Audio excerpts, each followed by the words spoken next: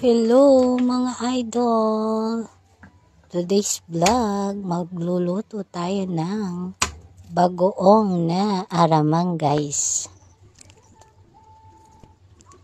Igigisa natin sa kamatis guys yung ating aramang. Pinapainit na natin yung kawali guys. Ilagay na natin yung alamang guys. Mekas-mekas natin yung ating alamang. Wow. Lagyan natin ng asin, konting asin, petchin, at saka magic syrup. Mekas-mekos, mekas-mekos. Tapos ng pagluluto ng ating alamang.